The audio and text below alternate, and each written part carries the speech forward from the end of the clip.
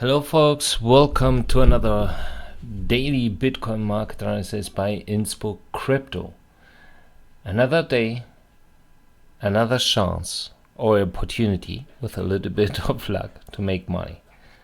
Honestly, I feel better step by step, so it's good that I'm taking a rest, just ignoring, or at least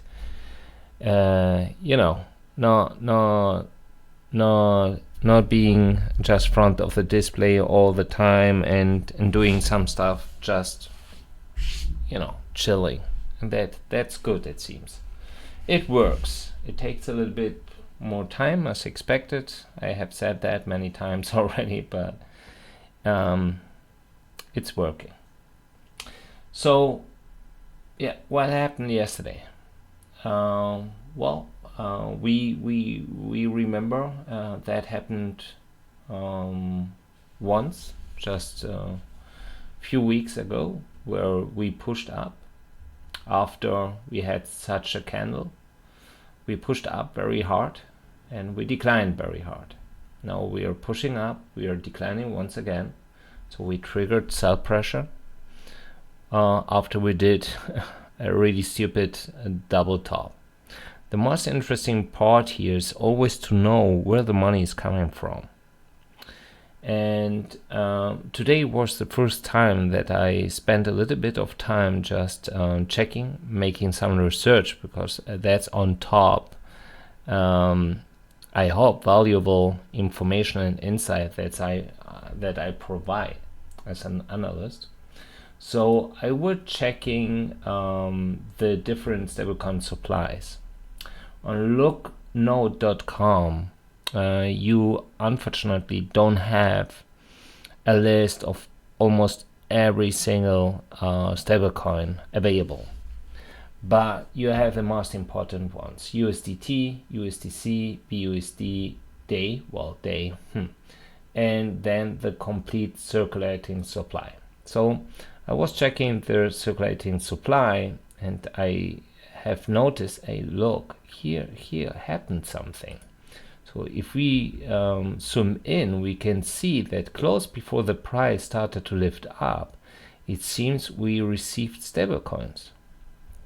So obviously the most interesting part is to know which stablecoins.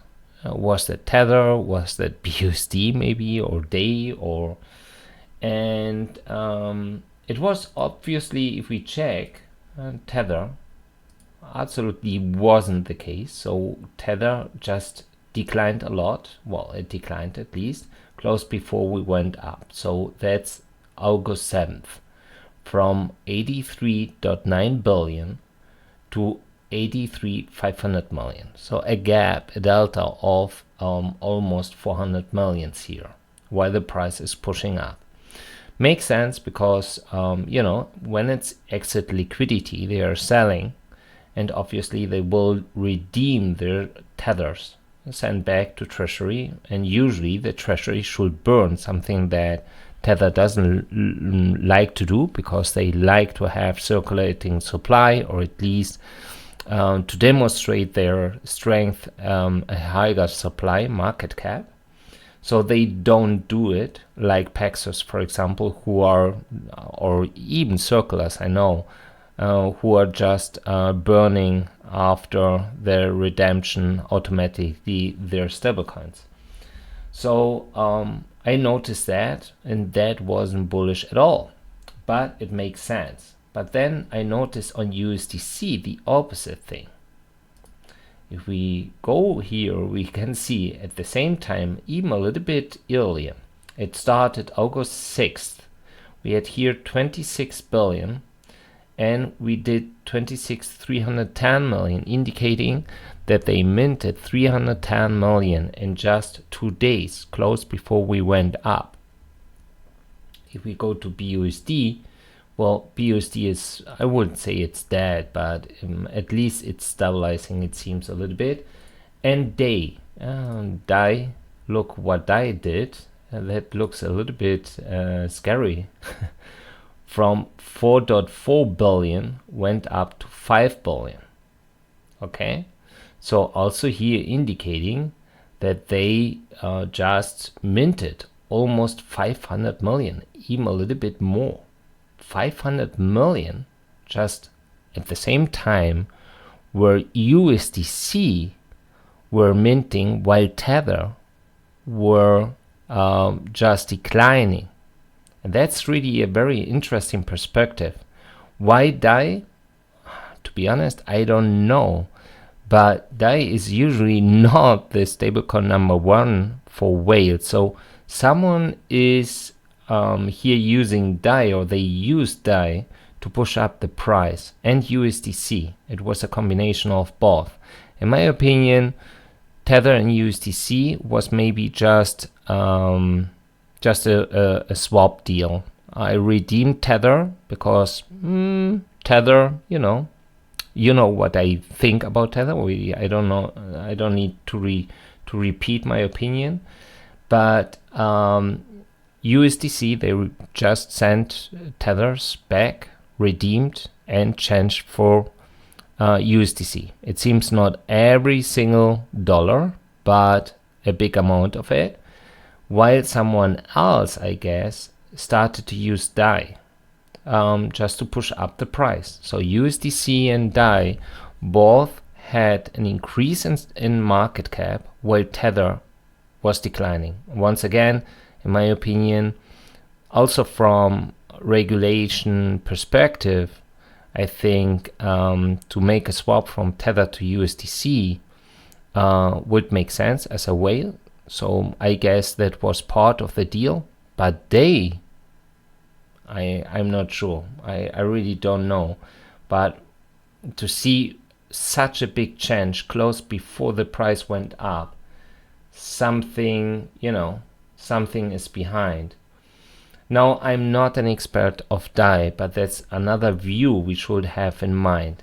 It happened just before, and as you can see, at least the supply maintains there. So they didn't send, at least yet, they didn't send all these DAIs back to redeem.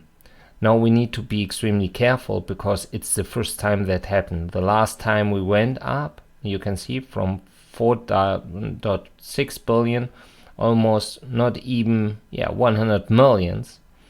And this time it was almost complete by DAI.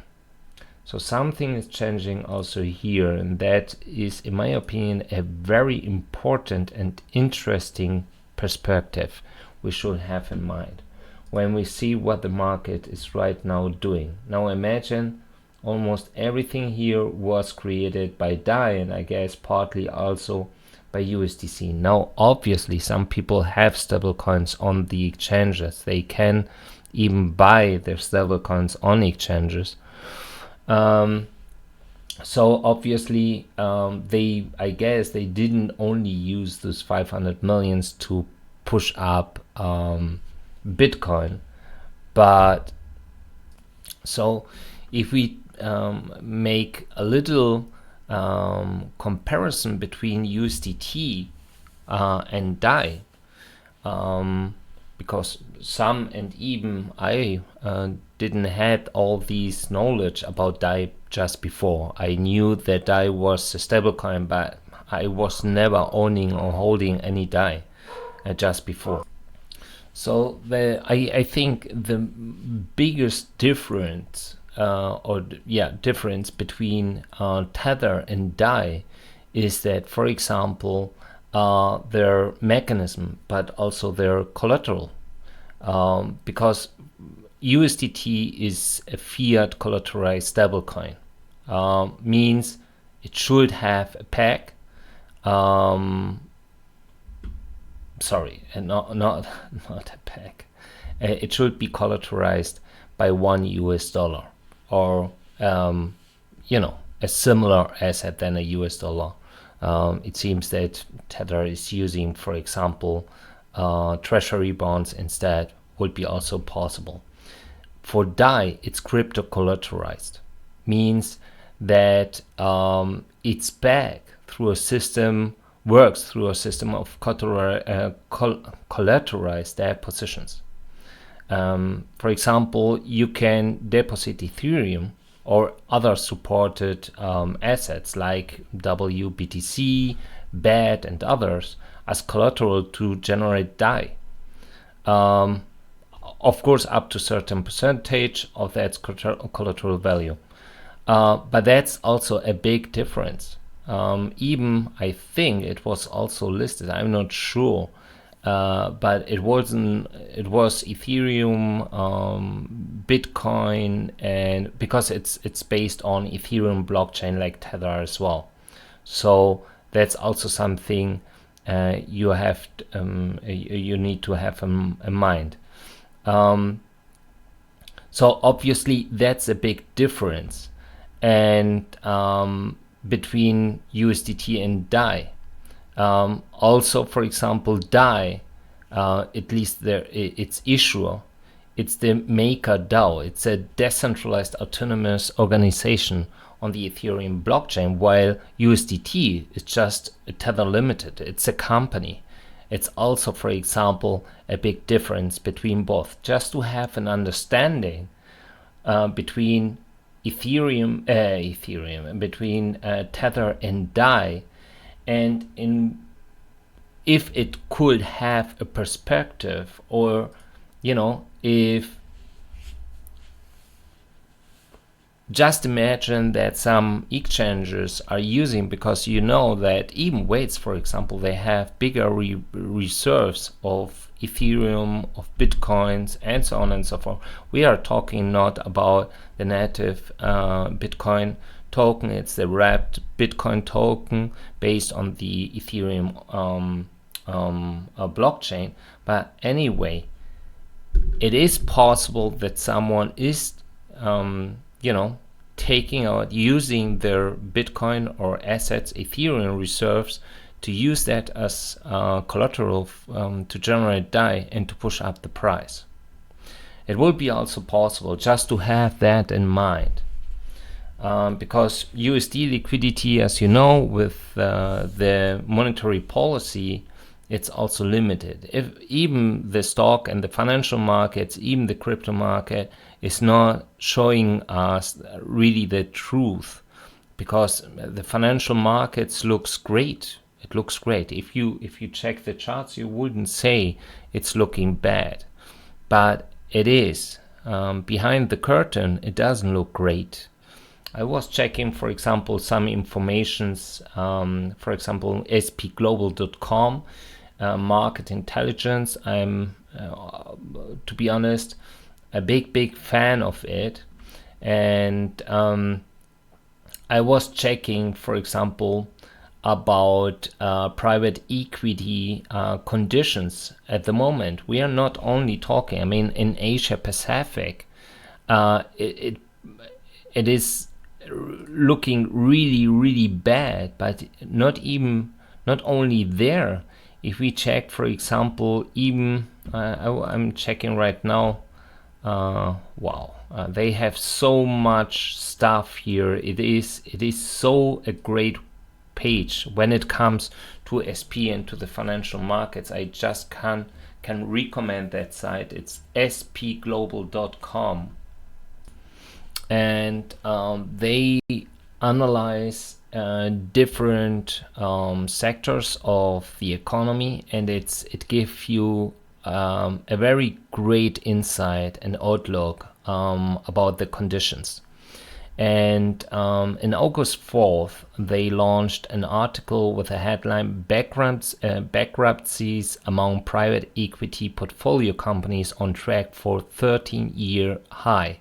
Private equity portfolio companies in the US are on course in 2023 to post the highest number of annual bankruptcy filings since 2010, as credit tightening and interest rates hikes push highly leveraged companies toward non-performing status.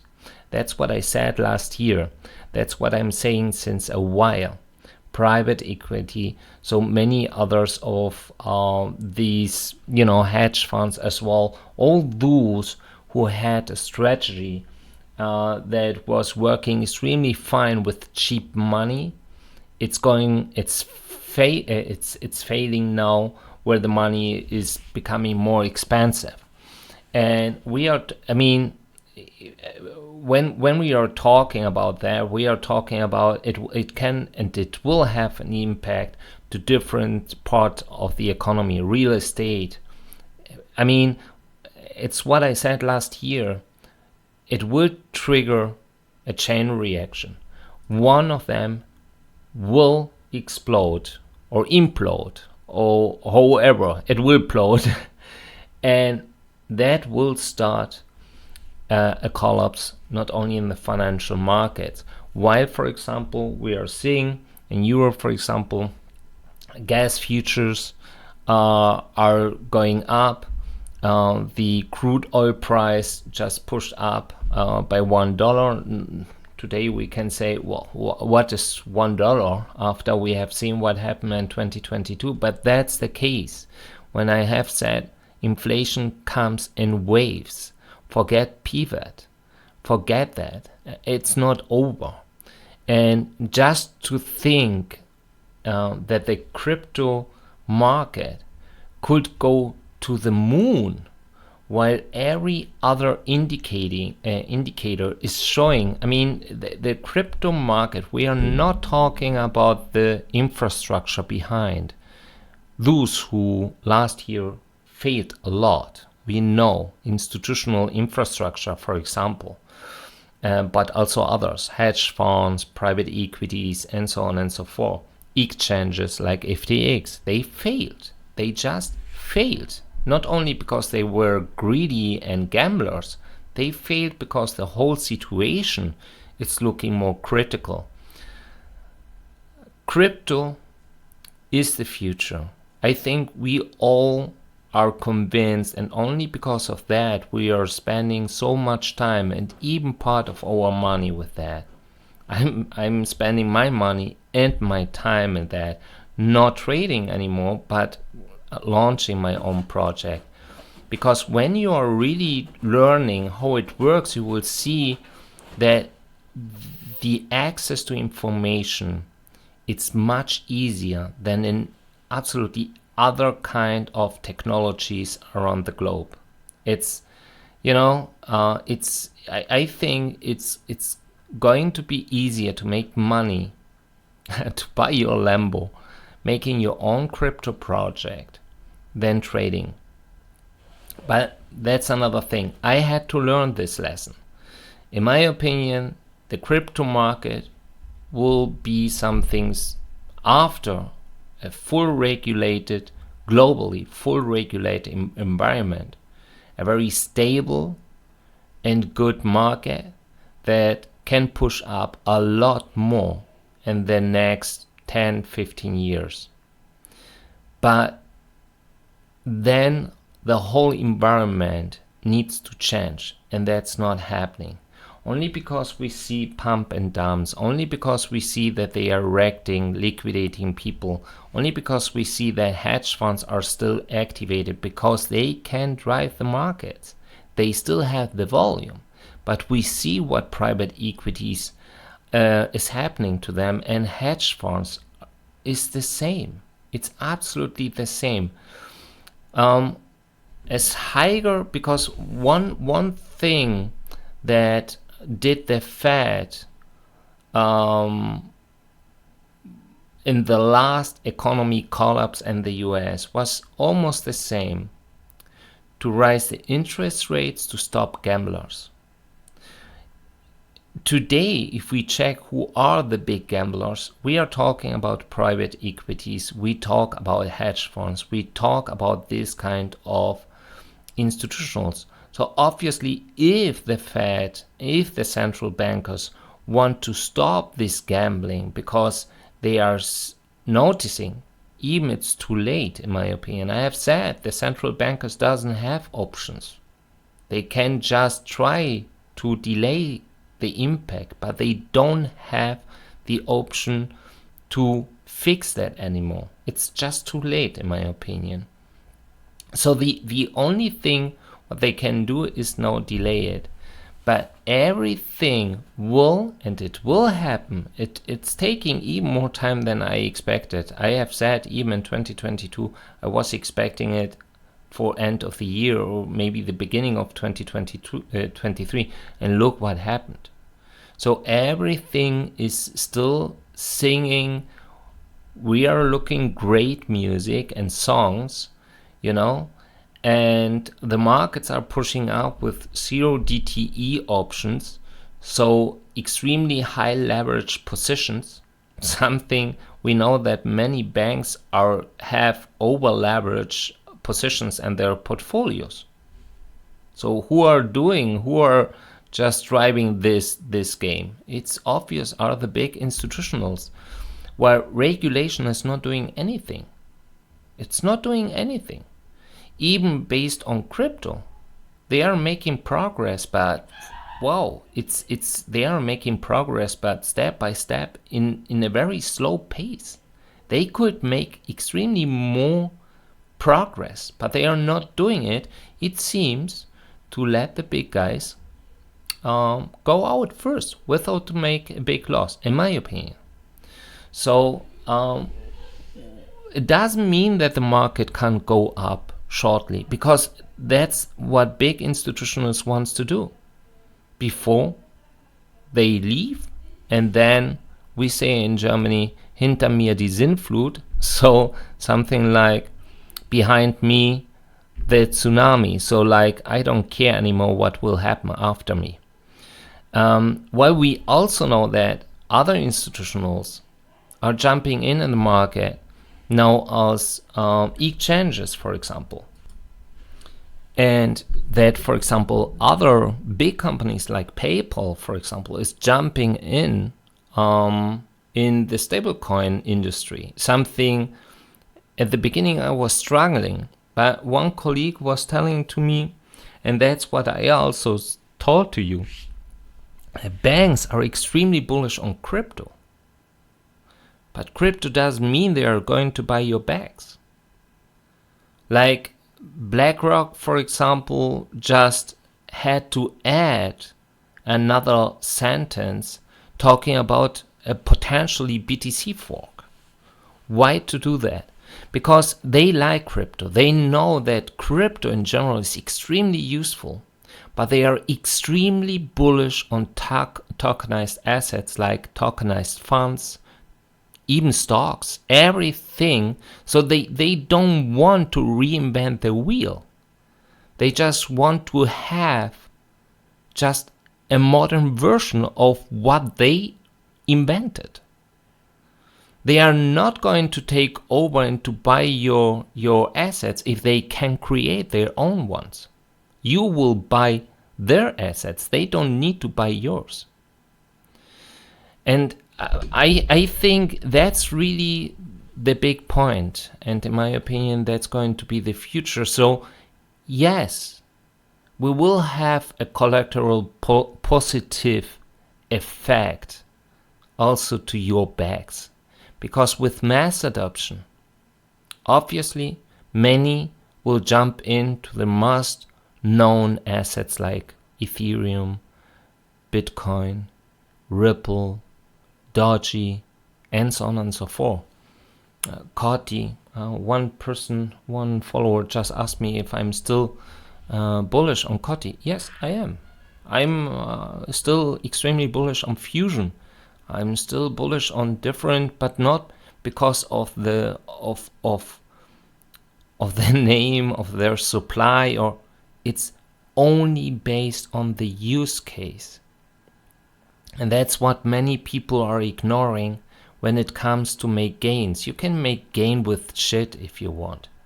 You can do it. You will always find someone that's going to buy you whatever you are going to sell. You will always. If it doesn't happen, it's not about the asset you want to sell, but because of you, because you are not a good salesman. But you can sell absolutely everything. You will always find. And to be honest, Bitcoin, we can talk about Bitcoin. I have said so many times, I don't need to defend myself when I'm saying I don't like what the Bitcoin market is doing. but I know that Bitcoin itself is a good asset. What they are constructing around Bitcoin is not what I like, but that's another thing. Anyway, Bitcoin is a good asset, but it's a good asset and well and good known and worldwide because of the whole marketing, what they are doing. And Bitcoin today is more a brand than an asset. It's everyone, if you are talking about crypto, the first thing is Bitcoin. They will say, oh yeah, Bitcoin, and then it's another asset, it's Ethereum. No, Ethereum. You know, no one will tell you about Ripple. No one will tell you about Doji, only if he owns a Tesla and likes Elon Musk maybe. But Bitcoin is the king when it comes to have a brand related to crypto. It is what it is.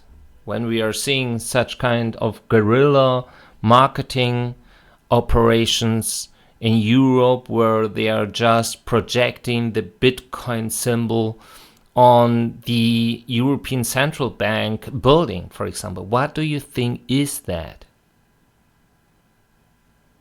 They are just creating a brand. That's everything. Okay, but in my opinion, something like Bitcoin shouldn't just convince others because it's a good brand, but more, and obviously now a Bitcoin market would say, yeah, but it's attracting people to know more about Bitcoin. That's a valid, of course, a valid argumentation.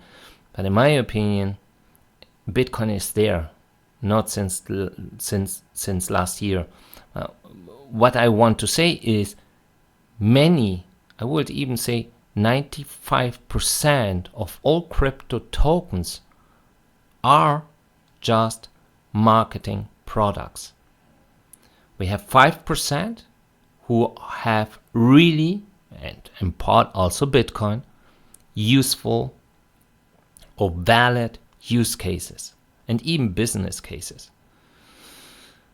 But yeah, well, my first initial comment since a while, 27 minutes. But now we are going to stop here. We are going now to talk about the market, what will happen next. Actually, I thought yesterday we should see 30,470 or 30,500. We missed it by almost $200. Also very interesting, you know that I have a different view when it comes to create, for example, just some trend lines. I always check, you know, the behavior of the market when it comes to cross certain trend lines, and this one is obviously a very interesting one where we are it's not the first time. We tried once, we as you can see, and we failed to break this one. We did that here, another one, we didn't break this one yesterday again, and every single time we received a bigger rejection. So we need to see what happens. Here it works as support. Then we had just to break, dumping a lot of Bitcoins. Then we retested here immediately afterwards, and here again, and every single time was then just sent back. So we need to see if that continues. We will check what the market is doing, if we can find and figure out based on derivatives and on-chain data, if we can find what's going to happen next. So let's go. So if we take a look, we can see that yesterday they dumped the weights ratio 1 day time frame. It went down to 33. So now the weights ratio 30 days moving average is also declining a little bit. It will decline even more. We will see what happens tomorrow. I think the weights ratio went up afterwards, also indicating that those who are driving the market just decided we stop now to sell, to send more bitcoins to centralized exchanges. Instead, we will push up. Because if all the same guys who are selling, they are selling on stablecoins, so they can just maintain certain amount of stablecoins and push up afterwards.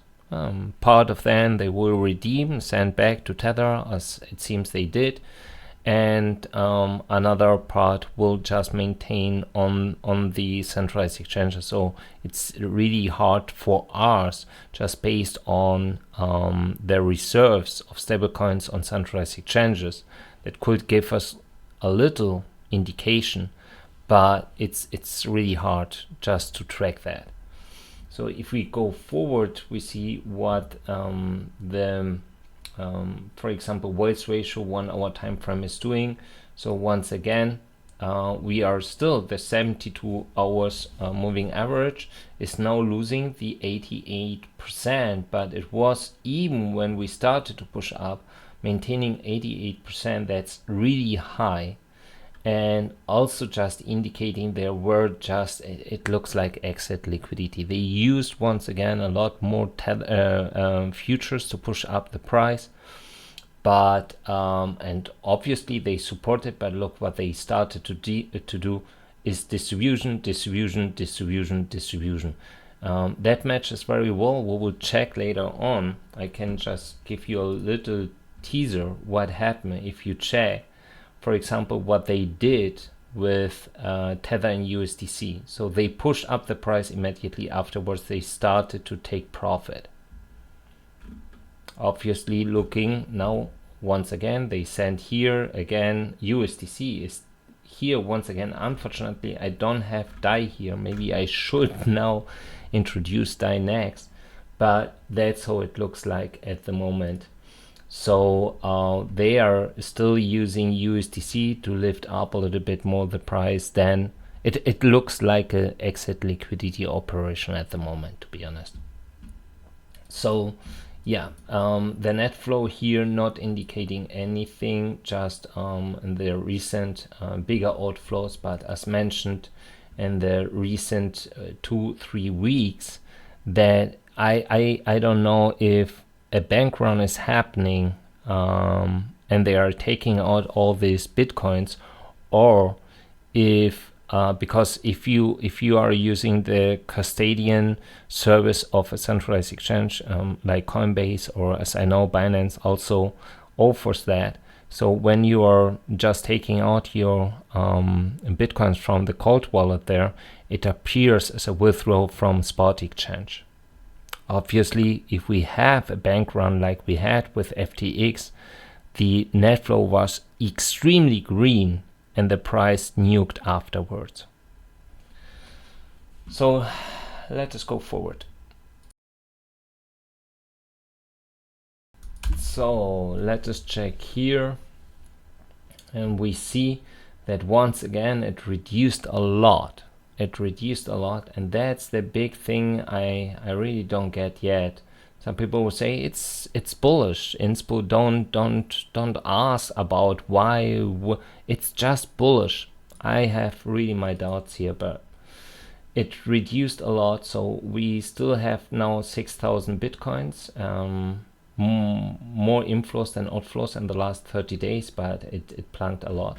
It just reduced a lot. You can see that the green bars compared to the red bars, it's just a joke. It's just really just a joke and doesn't make any sense to me, absolutely any sense.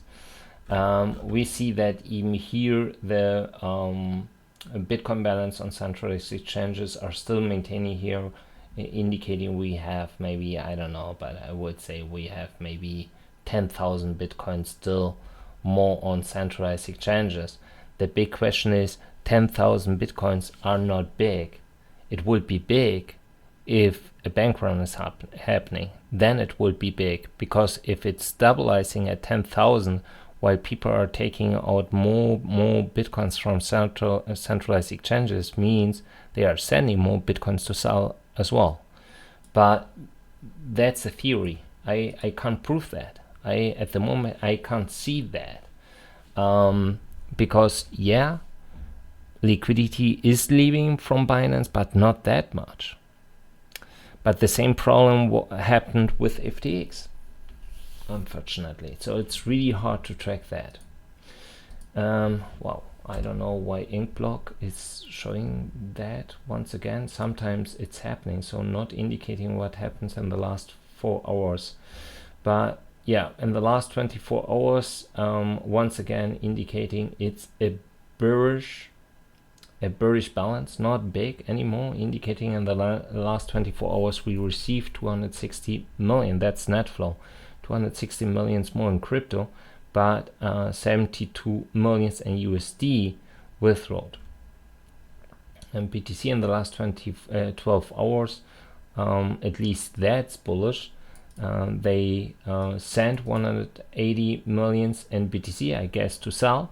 And oh no, it's bearish. Yeah, it's bearish. I thought it's this one.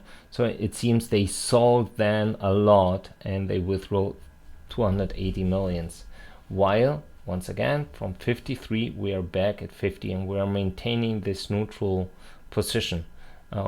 Yesterday we did almost 3%, I think, and now we declined by 1%, and the fear and greed index just declined by 3 points. Yeah, you can see also here, for example, that Binance had a red minus 230 millions in the last 24 hours. In the last 7 days it was 270 millions, and the inflows in the last 30 days was 1 billion. Sorry. Only Huobi, I think, thanks to Justin Sun, received 620 millions, but that's almost it. And spot volume, yeah, it lifted up a little bit, but not big. But look at that, open interest, 9.6 billion. That's crazy. That's really crazy. And the gamblers are on Bybit with the average leverage of 1.75. Oh no, sorry, that's Bitget. Oh no, sorry, that's, what is that? Femex 28, but okay, Bitget at least has more volume. Well, no.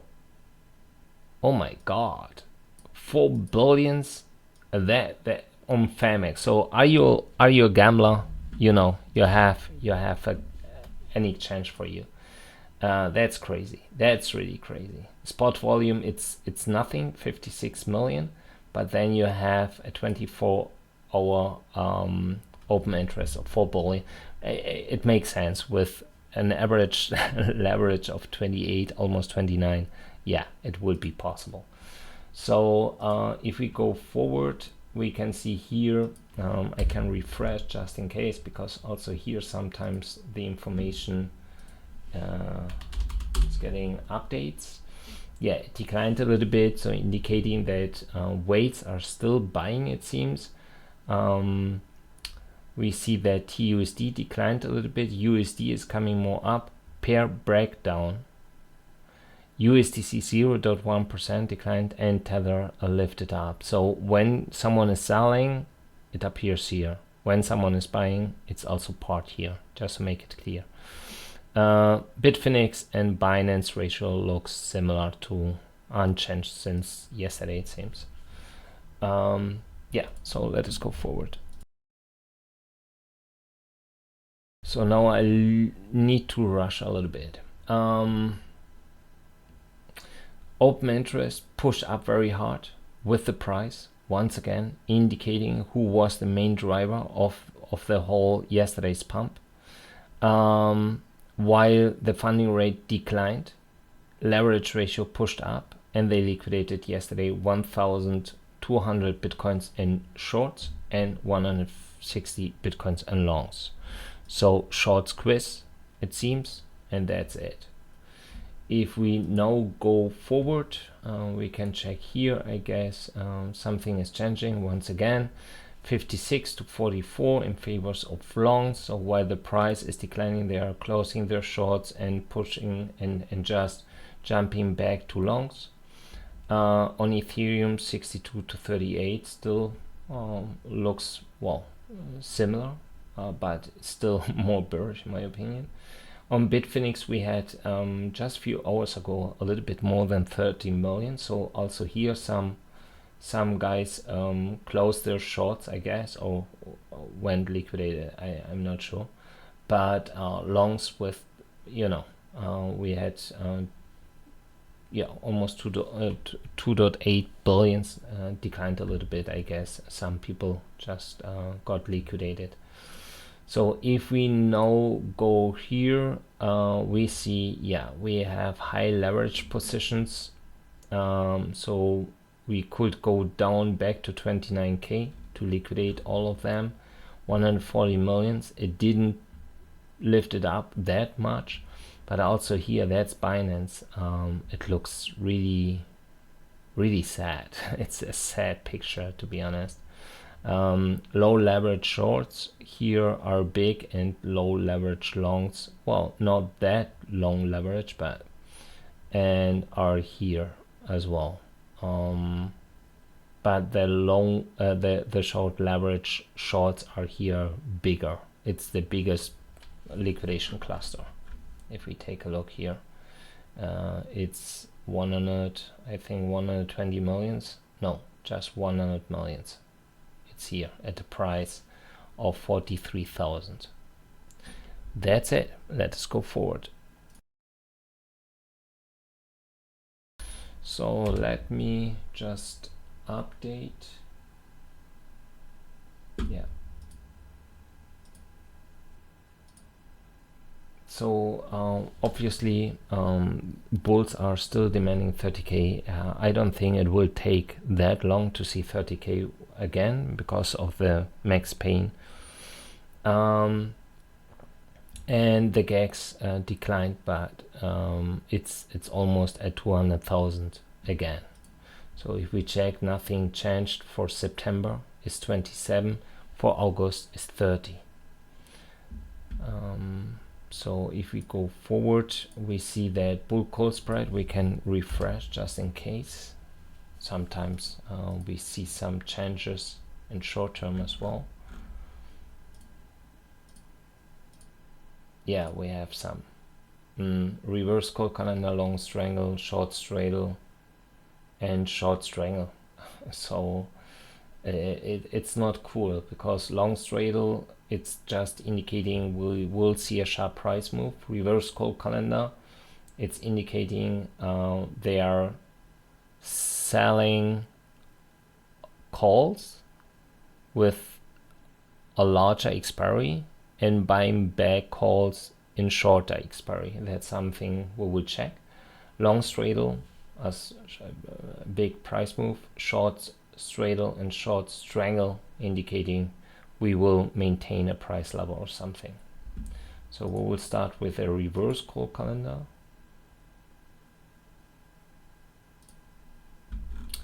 And if we check what would be the biggest here, okay, we have here, oh yeah, that's a big one. So we see, for example, they sold the call 35,000 for end of March next year, and they both back 35,000 call for end of October. So now someone could ask why they are doing it.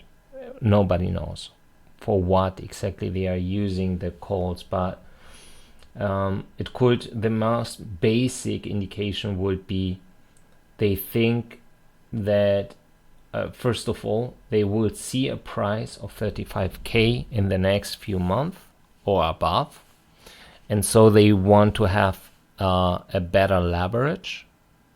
That would be one point. Or they think next year is not going to be that bullish for Bitcoin, and they think that this year's until end of October they have the expectation to see a price above of 35k, and that's it.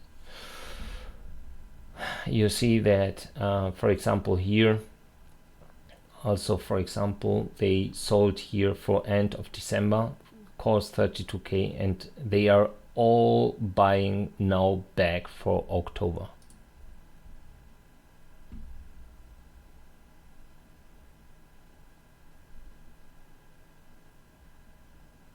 Wow. They sold here. I mean, it's not huge, but they are okay. They sold but received a lot and good premium, 66. So I think that that was here the big deal. Long straddle.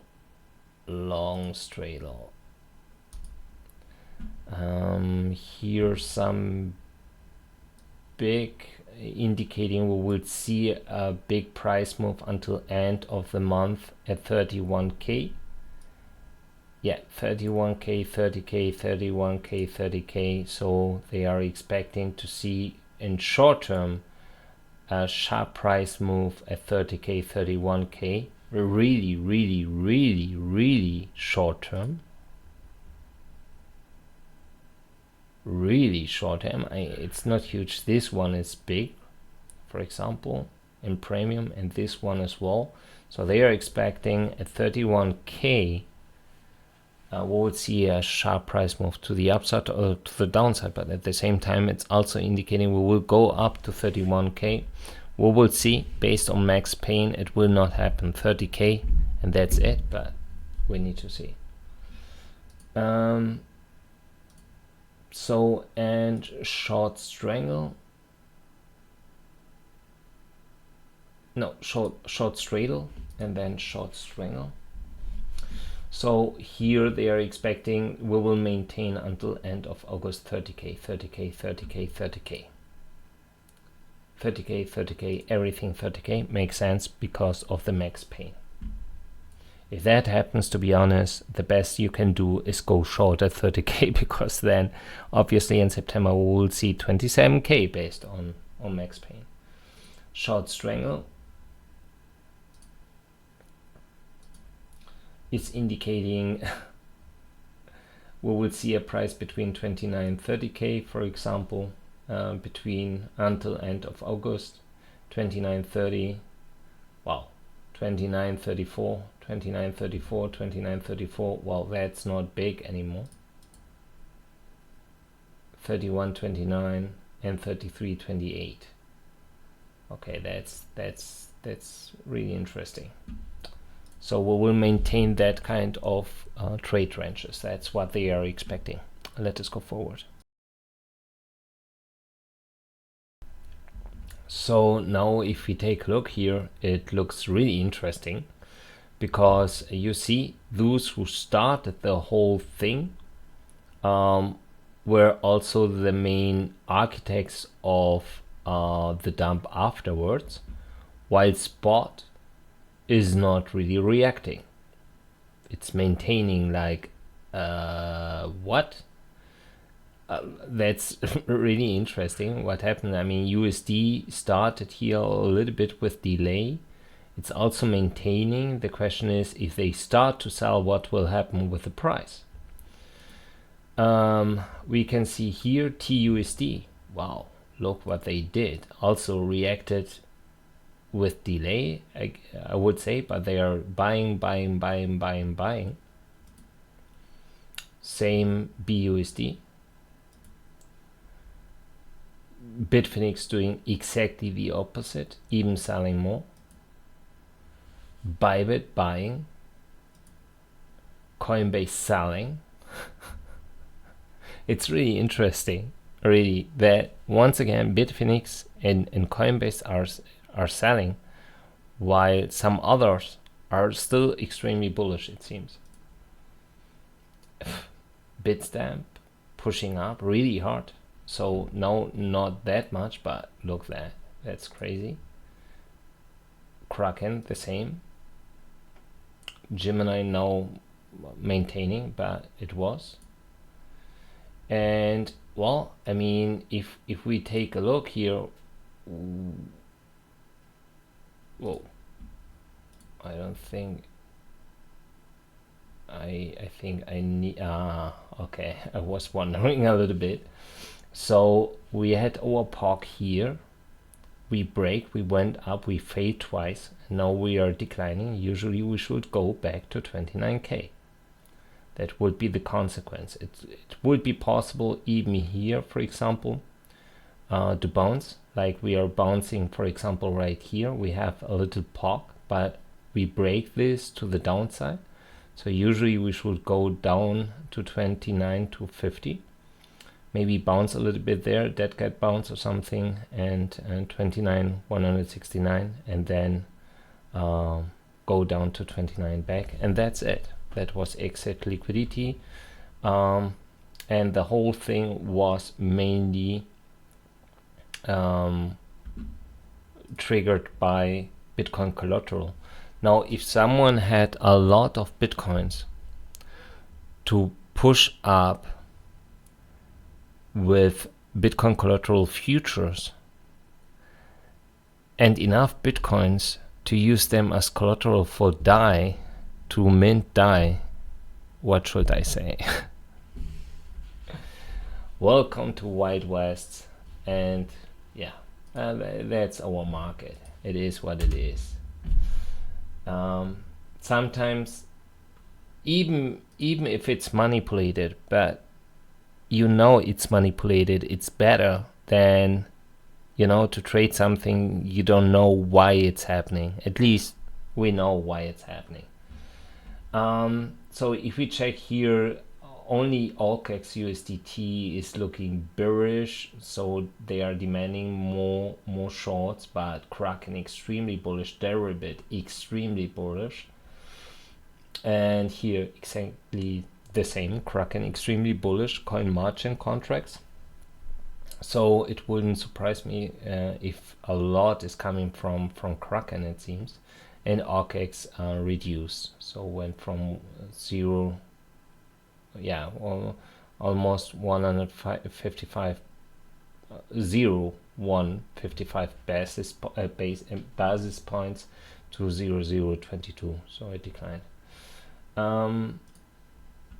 Yeah, we can go here. We see we received a lot of stablecoins, you remember I've mentioned, and then here close before we went down, someone had a bigger exchange outflow of almost 445 million in stablecoins. We see also here they were selling and taking profit, so blue was higher than yellow, indicating they were taking profit here as well. And then we received here USDC once again, as mentioned. I don't know if sentiment is also providing DAI. I would check. So yeah, we are lucky, it seems. Well, I can, that's exchange flow balance. We can just hide this one, but you can see what they are doing. So they it's not indicating that much, to be honest, because we know that they minted a lot more. It's just indicating here 7 million and DAI exchange inflows and so on and so forth, and 3 million here, and it's not possible. It doesn't make sense, to be honest. But the timing is very interesting, you know. So, but as mentioned, it doesn't make it doesn't match to what we can see here related to DAI, because you know, someone just minted a lot. I mean, the DAI supply went up from 4,445 yeah, 4.445 billion to 5.060 billions. We are talking about almost 600 millions in DAI just within 4 days. So what's happening there? That's the big question, and it doesn't match to what sentiment is indicating. But I don't know. DAI, I think it just exists DAI on Ethereum blockchain. As mentioned, I'm not an expert on DAI, but yeah, maybe that's just absolutely wrong. That's a big question. Or they are just using, for example, DAI, maybe on a decentralized exchange, just to push up with futures. It would be also possible. That's the big question if they are doing it. So, but anyway, if we check what they are doing, for example, here, we can see, they started to take profit, 445 million outflow. Also USDT, they pushed up here, then they started to take profit even here more. And USDC did exactly the same. They started to take profit, push up even more, while then afterwards take profit and take profit. When they are done, let the price go down and start here to send stablecoins back to centralized exchanges to buy the little dip, maybe for a dead cat bounce, maybe to a rebound. We will see. Yeah, so if we now go forward,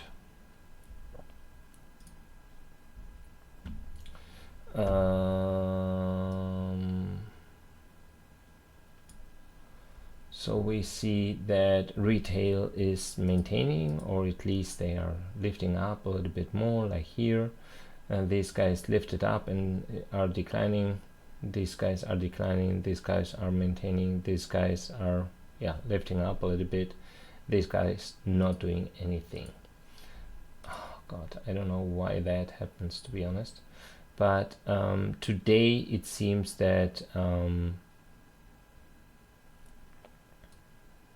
we can maybe a little bit less. No, it's better. 6,000 bitcoins outflows yesterday from miners. That's what's indicating. Oh, come on, CryptoQuant. Funds lifted up a little bit. So by 600 bitcoins. Oh, that's great, CryptoQuant, really. So, and yeah, it stabilized the trading volume ratio spot versus derivatives. So also nothing to see here. Oh, let us go forward. So on Coinbase, what they did successful was just to trigger 2 sell orders, 2 big ones, as you can see, while they are taking out liquidity. So at least based on Coinbase, maybe they will refill them, but we need to be extremely careful here. Bitstamp not doing anything. They not even removed any liquidity. For example, Binance BTC USDT, they removed a lot of liquidity to the downside. They also triggered the sell order here. It was a big one with almost 470 bitcoins. They were also here just protecting a little bit. So if you want to trigger, come on and buy all my bitcoins here as well. But you can see that they removed a lot of liquidity. So right now we are below the box once again. Yesterday we pushed up very hard here. It can happen once again and then go through, or and now that's the big question, if it will happen, or get rejected and will go down to 29.2 and then I guess back to 29 to our main POC. That's the big question, what will happen next. So BTC TUSD, for example, we see here that they are still waiting here. Also they triggered different sell orders and waiting here still at 29,200. Where's the main POC? Also the main architecture, I mean the algo, you can see that's spoofing. That's almost spoofing. It's just well, well, it's the same shit with a different name. That's BTC BUSD, BTC TUSD. It's exactly the same shit. They are doing exactly the same. It's just ridiculous, just ridiculous. They don't need to hide that anymore. In my opinion, it has a name, Cumberland. But well, Bitfinex, BTC USD. So just to make clear, CZ allows it. That's one thing, but I don't think that's CZ or Binance itself doing it. It's Cumberland. Cumberland, it's the same shit like Sam Beck. To be honest, they were. I remember the tweets between Cumberland and Sam Bankman-Fried. Sometimes I thought it's the same person. It's the same shit, just pure manipulation and shit, and gamblers, obviously. So Bitfinex, not doing anything here, absolutely nothing. Also ORCEX not indicating anything, just the CBD just declined. Kraken is, yeah, they triggered also here a bigger sell order. KuCoin, also on KuCoin they triggered a sell order. BitMEX,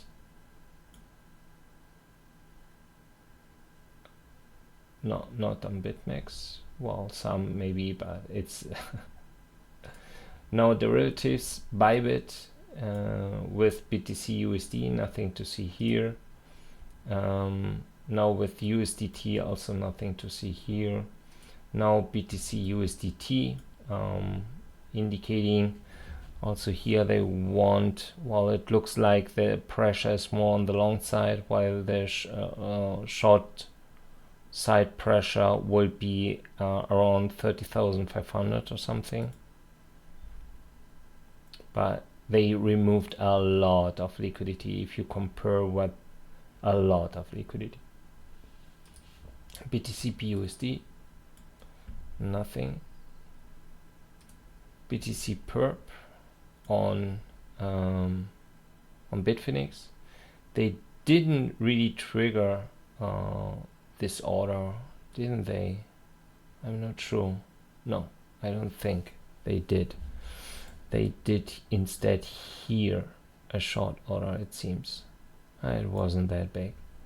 However, Bitfinex also just an algo forest. Yeah, same to Kraken, ORCEX futures. Well, nothing to see here as well. KuCoin futures, they want too long at 27.5. And Deribit also here they want too long at 28.5. So it would be possible, because the last time they triggered here the long order at 28.7. I don't know why, but I'm noticing that Deribit is becoming more important in the whole market. I don't know if I missed something. Maybe because Deribit is also providing option market, but ORCEX is doing that as well. I'm not sure. However, we need to track a little bit what Deribit is doing. So it's potentially we could see 28.5 before we go up again. We need to see. However, have in mind 30k max pain for August. Even the max pain is not big at all, but you know, we should have that in mind. So let us go to the last chapter.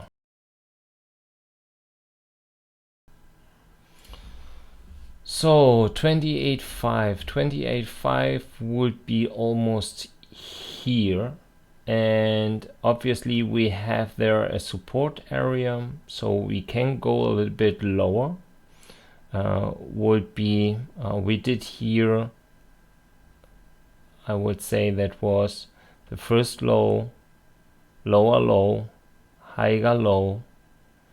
Well, to go down to 28.5 would be another lower low, will be also very interesting what happens there, because then it's looking really interesting. So we need to see what's going to happen next, to be honest, because I guess it will depend a little bit of the long-short ratio. If they are noticing that more people are longing, we will go down, and then 28.5 will be possible before we can even go more up. Now, however, it's really, at the moment, you see, I mean, we can just try to interpret the data we have seen. We know that we have a rising open interest. It raised a lot. The leverage ratio as well. The aggregated funding rate yesterday declined, obviously, because we went up, so many started to short then. And many option traders today are expecting to see between 31 and 29, or at least between 30 and 31, a sharp price move. They don't care if up or down. And some others are indicating we will maintain a certain price range between 28 and 32, for example. Would be also possible, would also indicate we can go down to 28.5 then, before we go up. We know that the max pain for this month is 30k, but well, to be honest, we don't need to go now to 30k. It will be enough if we go 23rd to 30k, just to to be on the max pain level. Longs are coming back, so yeah, once again I think we will go more down before more up. The mystery about the DAI, the Tether market cap that declined a lot, but on the same time USDC and DAI that, I mean, DAI almost 500, let us say 600 millions. It's, I mean, we are talking about 13% of their market cap. That's a lot. That's really a lot. So is a new actor playing now, or is someone else now using DAI because, you know, they are expecting something? Has someone maybe insider information? That's a big question. If you know anything about DAI, maybe you are a DAI holder and always just tracking the news, and if you know something, I will check right now on Twitter, but then just DM me. I can add more information then to the analysis later on. Big love. We will see us tomorrow. Your Inspo.